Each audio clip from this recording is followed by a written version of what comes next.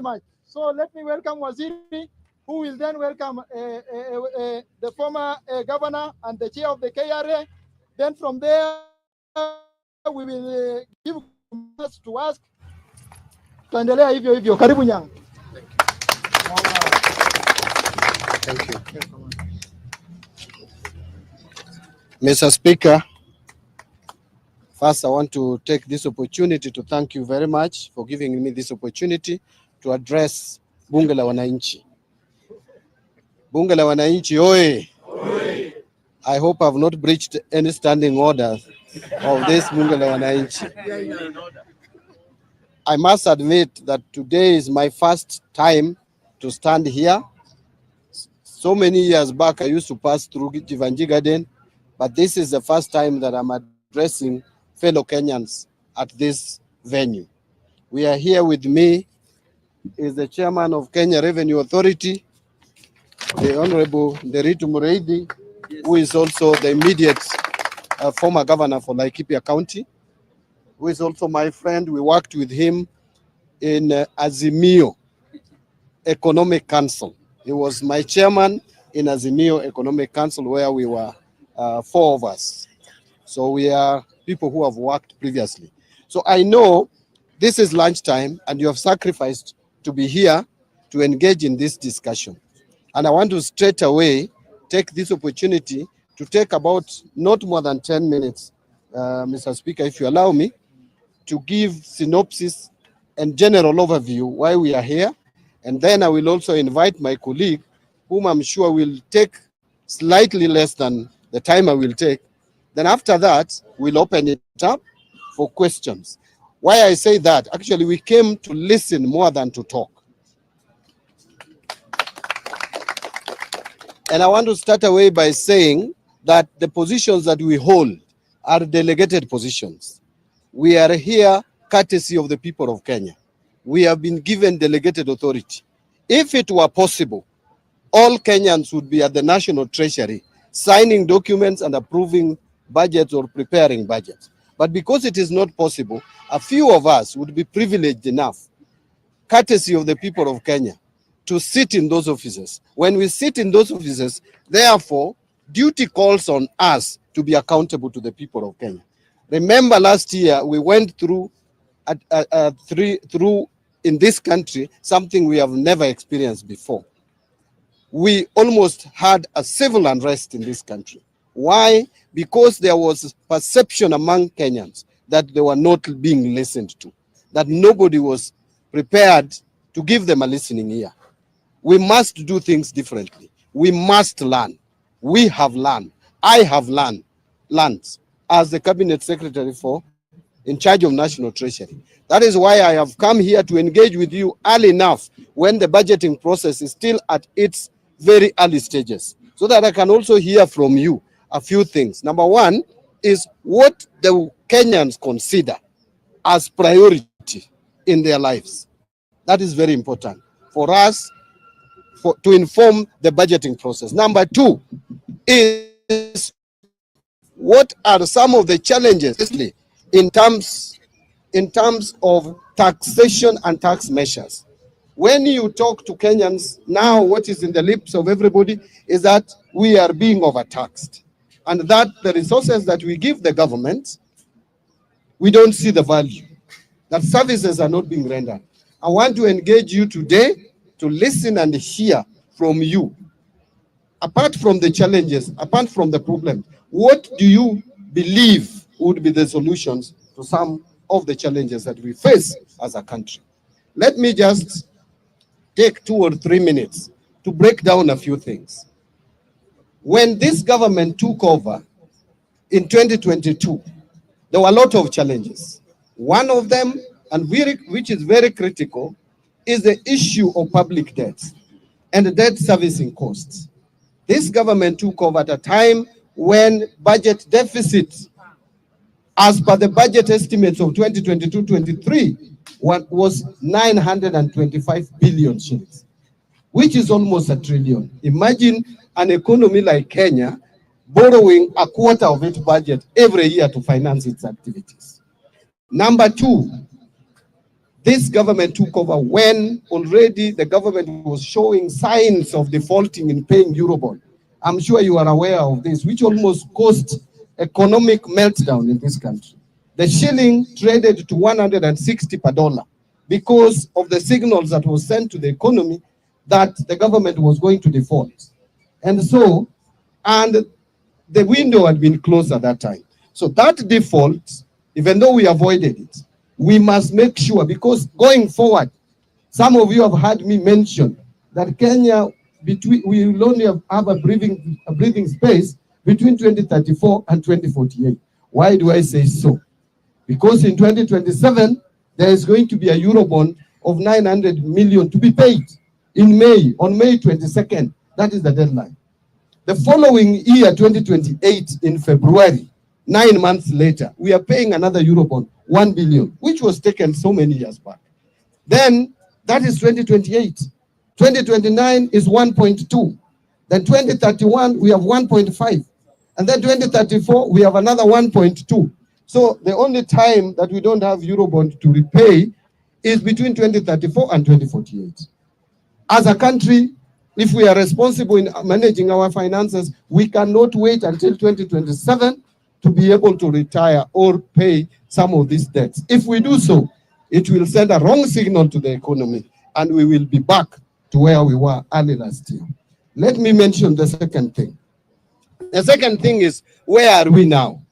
Are we doing okay? The answer is no. We are not doing okay, but we are better than yesterday. Why do I say we are better than yesterday? There is this rating that has come out from the Moody's. Some people think ni mushene. This is not mushene. This is factual. But how was this informed? The credit rating is all about the ability of a country to repay its debts. And that can only be assessed from certain parameters, from certain fundamentals. The key fundamental is inflation rate. Our inflation rate has showed signs of coming down. It was 9.6 in October 2022. The prices were increasing. That is what we call inflation. The prices were increasing at the rate of 9.6%. That has come down now to 3.3%. That has given a good indicator to the market. The second one, and I want to move very quickly. The second one is, how does government borrow? What is the rate of interest? Remember, just a few months ago when I took over office, we were borrowing at 15.6%. The government was borrowing through treasury bills, the 91-day treasury bill. We were paying 15.6%. Today, as we speak, that has come down to 9.5%, below 10%, single digit for the first time. That has given good indicators that we can be able to borrow money cheaply to retire expensive loans. Because what we are doing with the domestic borrowing is we are borrowing to repay what we had. So if you are borrowing cheaply to repay an expensive loan, that is the only way you can get out of debt trap. Even at home, if you want to come out of debt, ile fuliza, tuanze na Shylock, kabla tujaenda fuliza. If you have a Shylock of 30%, you go for fuliza, isn't it? Say fuliza charges you 12%. If you find a friend who can give you the same amount and you only pay 5%, you will borrow that and pay fuliza. That is how domestic borrowing works. Finally, is the issue of foreign exchange. For us to pay loan, external loan, we must pay it in dollars and other hard currencies. So a country must demonstrate that they have enough reserves to pay any loan should it fall due. Now, Kenya for a long time has had only 2 billion, 3 billion US dollars. 2 billion, 3 billion, which is just 1 month cover of imports. Because for us to buy imports, we must pay in hard currency. Right now, we have in the central bank reserves of 9.5 billion USD, which would cover our imports for 4 months, 4.9 months. That's almost 5 months. Now, as I conclude, someone will ask, Mbadi, you are telling us all this. The shilling is stable, yes. All these things you are telling us. Moody has rated you positive. Where is money in my pocket? I know that was going to come here, to come up here. Mr. Speaker, if I still have a few minutes, maybe 2 or 3, then I call my colleague. It is true that Kenyans are struggling. It is true that economic times are difficult. Even though this government has done something positive in the area of agriculture by encouraging production. Today, we are producing 61 million bags of maize. That is what we produced in 2023, up from 30 million bags a year before. That is double. And we are projecting maize production to be at 74 million bags. That is what would satisfy the population of this country. But even with all that, Kenyans are still feeling they don't have money in their pockets. One of the reasons, there are 3 reasons that I will talk about, and what we are intending to do to deal with those 3 problems.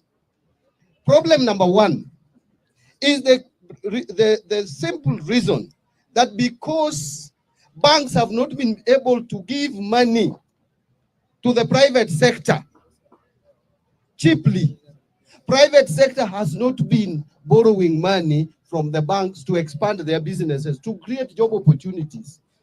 So many of our youth, that is why we have now today 3.4 million Kenyans who are supposed to be working are not working.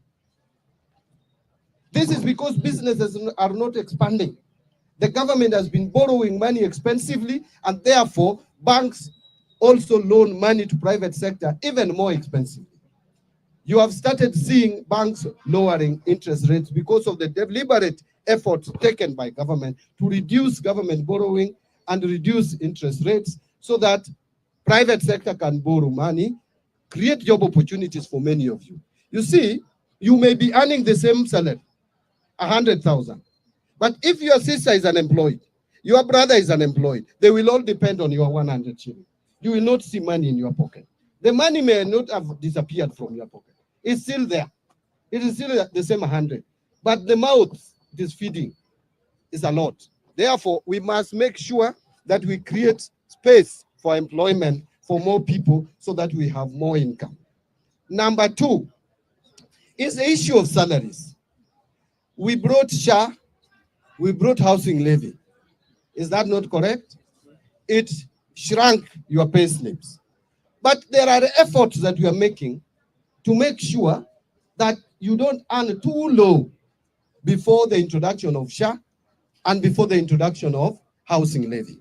Today, when I appeared before national television, I said with the amendments that we did in December, which some people were opposing, it has provided some relief, maybe not 100%, but we have moved towards reducing the burden, the tax burden on your payslip.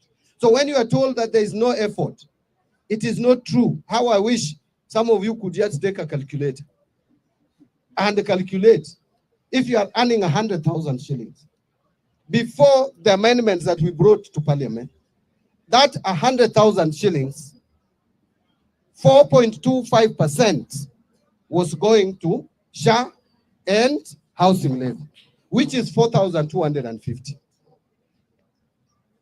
Now, with the amendments, that amount, the whole of it is not going to government. Because even if you earned that money, 30% was going to be taxed anyway.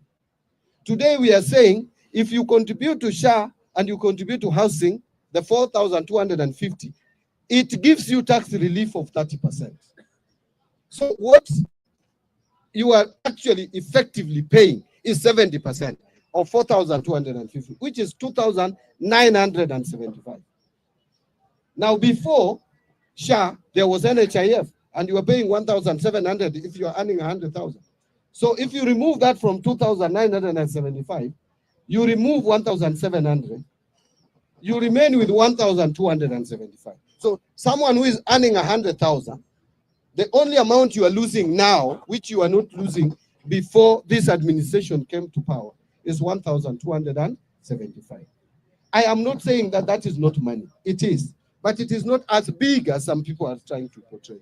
Because of the amendments we brought, we also brought amendments that if now you retire or you are laid off and you are given your gratuity, it should not be taxed. Now you take your money and go home. Pension is now not taxable. even if you retire, so long as you retire procedurally, money that you contribute to the health insurance scheme, post-retirement scheme, is also now giving you relief. So there are so many things we are trying to do, and we will do more. Finally, the other reason why Kenyans are complaining is because you supply goods to government and they are not paid. What is called the pending bills. We subjected the pending bills, and this is not the first time we have subjected pending bills in this country to a committee. We have always created committees. For me and the government, we have decided that this time we are going to act on the pending bills that will be certified by that pending bills committee. The total amount that went to the pending bills committee was 663 billion shillings. They have already analyzed 474 billion shillings worth of bills. Out of that, they have approved for payment 206 million worth of pending bills. I have since, together with my team, analyzed that data. And listen to this. 95% of those invoices, if you count invoices 1, 2, 3, 4, 5, 95% of those invoices are people who have supplied goods and services to government of not more than 10 million shillings, from 1 shilling to 10 million. These are small businesses. These are MSMEs. Therefore, we have taken a decision as a government. The president has instructed me that we are going to make sure that we try through the supplementary budget to create space for anybody who supplied anything to government and has not been paid up to 10 million. We pay all of them. These are small people. These are small businesses. So we want to pay all the people who have supplied up to 10 million. Then now the remaining amount, we will have to plan and prepare in the next budget how to pay off the pending bills. So those are the efforts. I wanted just to assure you and assure fellow Kenyans, as I listen to you when you are making your deliberations, that we have not reached where we want to be, but we are making deliberate efforts. Tunajaribu sana. Tumeweka mikakati, ninajaribu. And I'm being transparent and open. Long gone are days when cabinet secretary would only be for finance, would only be seen with the briefcase going to parliament to read budget speech. We must engage more. Please give me and open the door for me to engage with you. I may not be perfect, but I will be listening. Give me ideas that you think can help this economy move forward. It is a collective responsibility. I cannot do it alone. I earn, yes, 1 million, but I work for people who, some of them earn nothing. And I want to listen to those people who earn nothing. Let me tell you, this country has challenges. Recently, I was in Tana River. And in Tana River, I saw something I never believed, even though I also come from a marginalized area. Remember, since independence to date, the children of Oromo or Orma, Pokomo, crossing the river to school, have been eaten by crocodiles for all these years just because Kenya government could not commit 100 million shillings to put up a bridge. Yet we steal monies every day in government offices, worth billions of shillings. It is unfair, it is unjust. We must look for ways of making sure that the whole of this country, whatever little resources we have, it is spread equally in the country to attend to our needs. All of us pay taxes, whether you are a Pokomo, whether you are a Bukusu, or whether you are a Kikuyu or a Luo. All of us pay taxes. We deserve to get services. And that is why I'm here.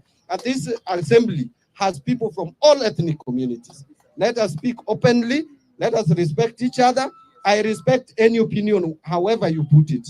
Just tell me what you think. Even if you think Mbadi ninafanya kazi bure sana, National Treasury, tell me so that I may consider whether to resign or to continue with my work. Otherwise, let me take this opportunity and invite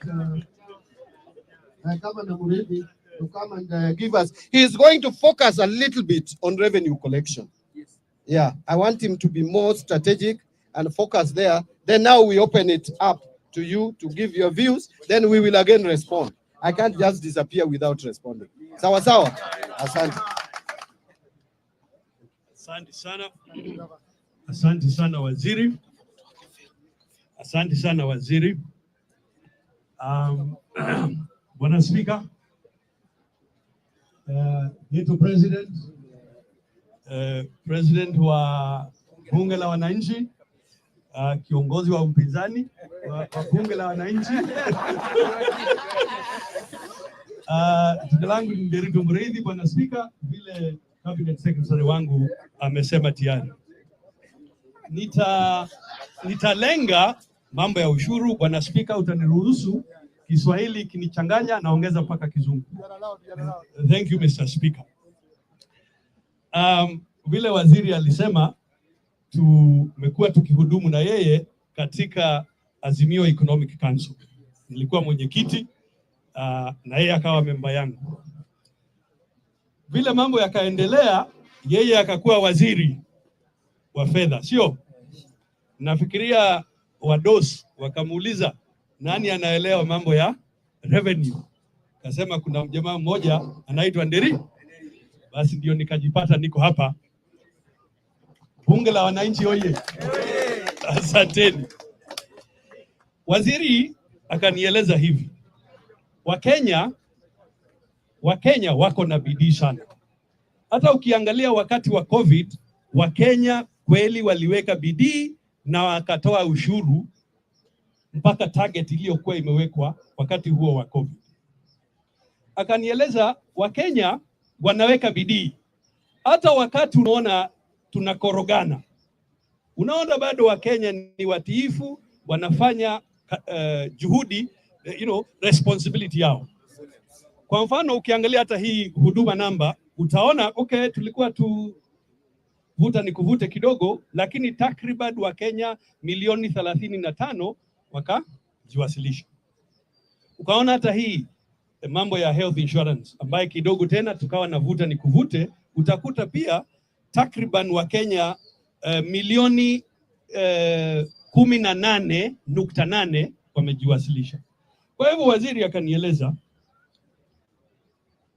nataka uone kwamba Wakenya, niseme kwa kimombo kidogo, Kenyans, the vast majority of Kenyans pay tax or comply voluntarily. Sio lazima ati hata uwakumbushe, they do it voluntarily. Mujipigie makofi wa Kenya wenzangu. That is the vast majority of Kenyans. Kunao wachache ambao pengine inafaa uwakumbushe. Particularly if you make it easier for them to pay. Na kuna idadi ndogo zaidi, maybe 1% or less, ambao wanasema tuwatafute. So kwa hivyo waziri akaniambia, huwezi kuwa na strategy moja kwa hawa Wakenya wote. Wakenya wengi wanataka kulipa ushuru, taking their responsibility seriously. Kwa hivyo juhudi ya shirika la KRA is to make it easy to simplify taxation. Make it easy for the citizen to pay. Mnakubaliana na sisi tufanye hivyo? La pili, na kwa sababu tumekuwa na waziri bunge kuanzia bunge la 10 nafikiria. Yeah, from about 10th parliament.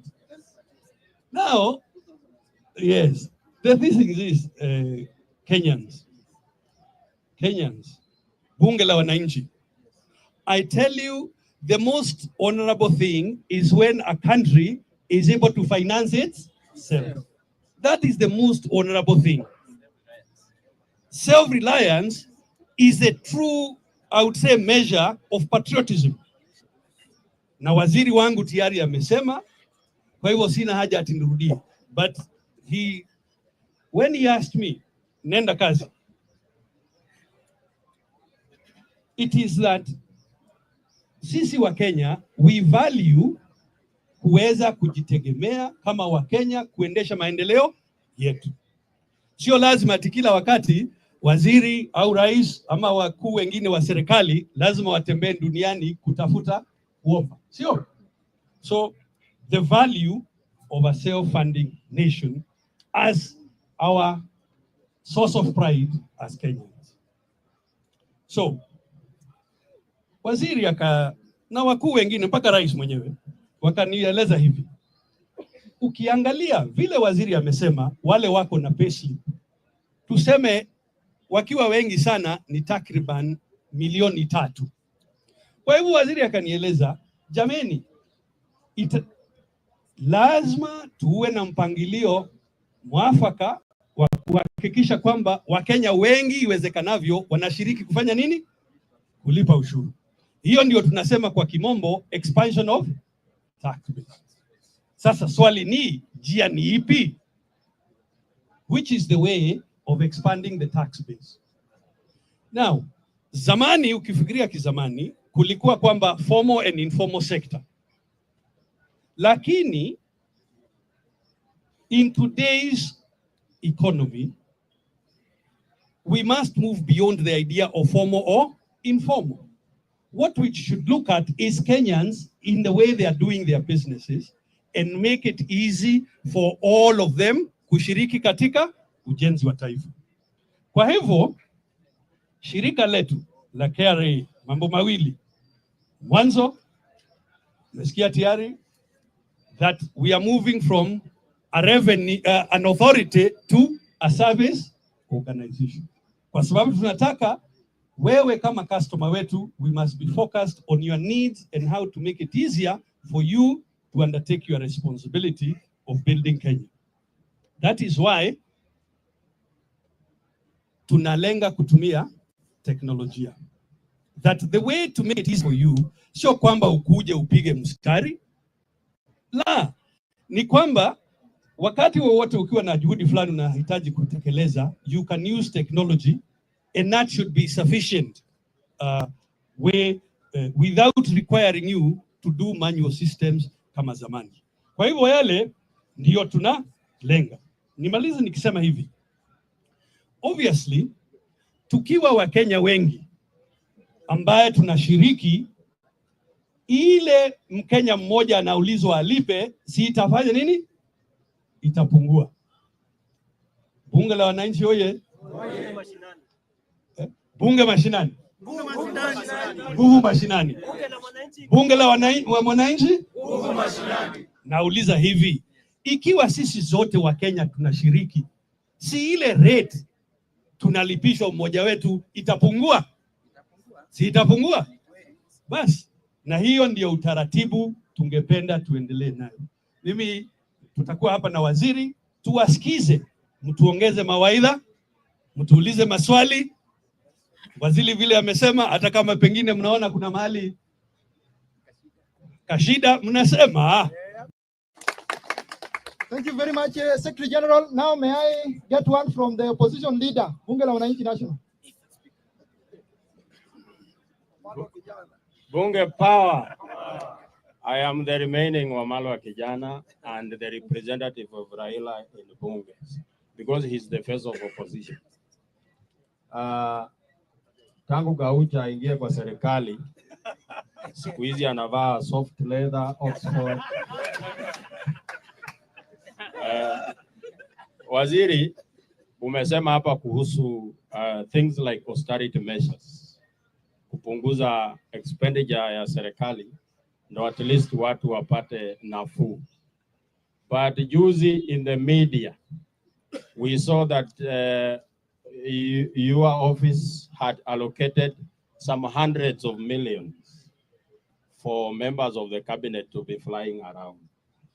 And it was actually a scandal in the papers that you and the other expert, Opio and I, are the flying experts. So that's a question number one. Question number two, Mr. Speaker. Well-being of our pay slips as the working class. Because the rumor has it that the NSSF will go up and the VAT and so on. So we need you to address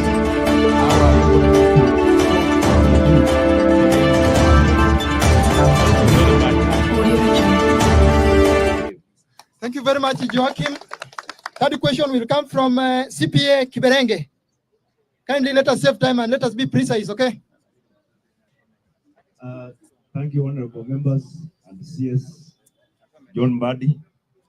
I want to pose this question to the CS, that the shareable revenue for counties for financial year 2024-2025 was 410 billion Kenya shillings.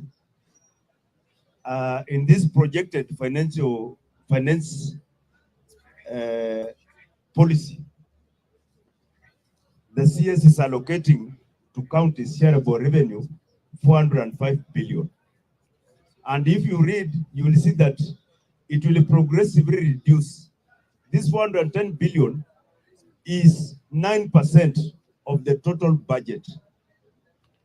And if you read it, it will progressively reduce. In 2026-2027, it will reduce to 8.7.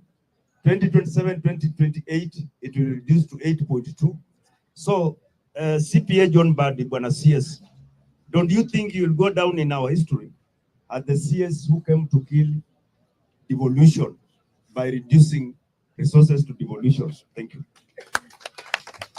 Thank you very much, CPA Kiberenge. Is Mike around? Mike, voice of trained members of Bunge la Wananchi, chairperson, Mike. Just be there. Just be there. Okay. Let us save time, kindly. Okay, asante sana Bunge la Wananchi na ofisi ya Ministry of Finance wana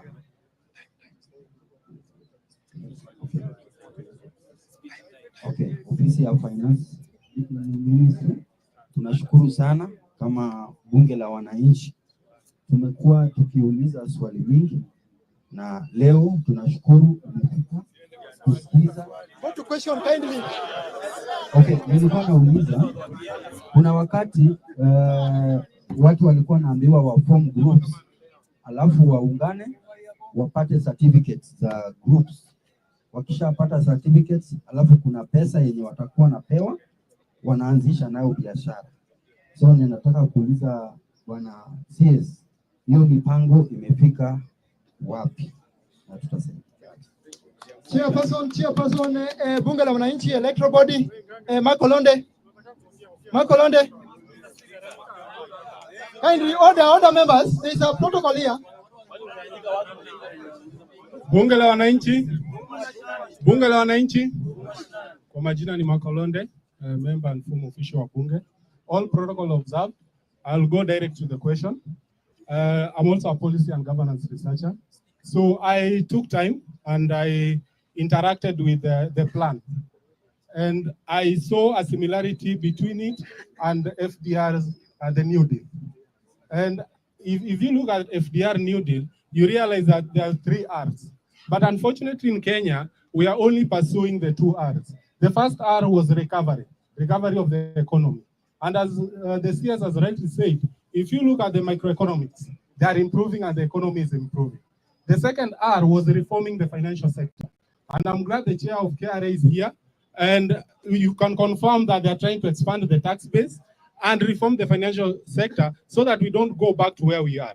Now the problem is the third R, relief for the unemployed and the poor. You find that when it comes to that, for 2 years down the line, there's nothing that is really being done to reduce or mitigate the kind of lives that the poor are living. Now, in maths, they normally say, because we were here with Gaucho and the rest, when we were actually demonstrating cost of living. If you look at the numbers, the cost of living has reduced. We have to admit that.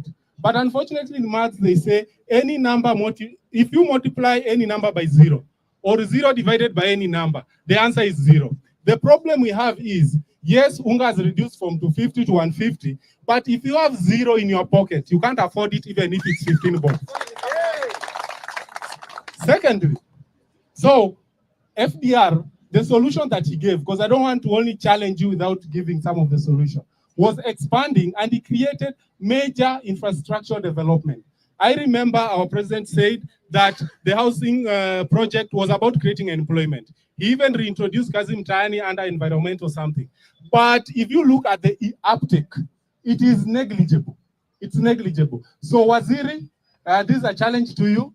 What can be done so that in the next financial year, this financial year that we are coming into, you put up measures that can actually put money in the pockets of wananchi. Thank you very much.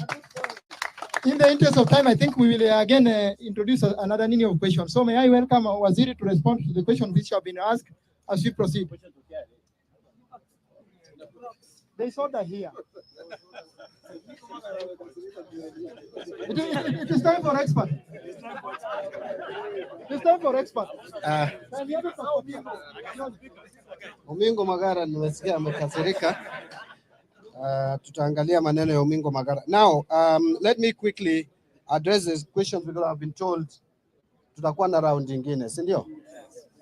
Sasa Bakari SG ameuliza, what plans do we have in place to do public participation? First, wacha nianze na admission that the way we have conducted public participation before has left the bigger segment of our society because it was more formal, more academic, too professionalized. Yet tuko na watu wengi hapo chini ambao wako na maoni tofauti tofauti, lakini kupata nafasi ya kuengage na sisi imekuwa shida. Kwa hivyo, in this coming budget, we will try as much as possible to make sure that we engage you in a more informal manner, like we have just started here at the Jivanji Garden, so that we don't speak only to some elites somewhere. We put meeting at KICC and only elites come to give their views. We must devolve this public participation and we must also engage at informal levels. Now, opposition leader has asked me that there were austerity measures that we are putting in place and then they have seen choppers. To be honest, we have not adjusted any money for public transport or upwards, nothing. The issue that I saw in the media was that there was an advertisement for chopper services. You can advertise for any service in government. That does not mean we are taking that service. Because for any government service, it must be competitively tendered for. Now, on the issue of choppers, let me be candid. You know, there are also some politics that we play at our own levels. Don't think everybody loves Mbadi. Not everybody loves me. And that is the nature of politics. I have used chopper before on 3 occasions to government functions. Number one, I have just talked to you about going to Tana River. I left Nairobi after meeting at the State House to go to Tana River and back. I don't know whether I would have made it using my car. I wouldn't have. So I had to go to Tana River and really see for myself. As I said, long gone are days when Cabinet Secretary in charge of National Treasury would be on 14th floor from January 1st to December 31st without engaging with wananchi. You can go with your car, but if it is not practical, then you can also get the fastest means. Especially the project that I went to look at, those are projects that are funded through climate financing. This is what we call the financing in terms of local communities, FLOCA. The second one is when I went to Kakamega, there were issues with the expenditure of FLOCA funds. I had to go to see for myself because we even stopped the bank account of Kakamega County on that. I didn't want to be someone who sits here and money is probably being embezzled elsewhere. I had to go and witness myself. And from there, I went to another function of FLOCA in Kisumu. So let me ask you, once I finish that and I want to go to my rural home, does the chopper drop me on the road and come back to Nairobi and I walk to my home? The chopper will definitely drop me at my home. So that is exactly what I did. After I finished the 3 events, one in Kakamega, another one in Kisumu, 2 in Kisumu actually, where we were with Governor Nyang'nyong. After that, I could not be dropped in Kisumu to walk to Suba. Suba was very nearby. Before they come back to Nairobi, I was dropped home and the chopper came back to Nairobi and I drove back to Nairobi when my time to come to Nairobi came. The last one was the issue of tree planting and also to go and launch electricity projects together with Wandai. I don't know what this person who brought this, the problem he had with electricity in Suba. Suba people have not had electricity for years, for decades. If they get electricity and we go there for official government function, I don't know how that is affecting someone. So really, we are trying not to be wasteful. We are trying to be very prudent. There is even no money to waste. In fact, I would be like what our people would call, in vernacular, I would be judge walk at this stage to spend, to waste public money. It is not there. I've been saying, hata kama ni kuiba, mmeiba ya kutosha, pesa hakuna ya kuiba za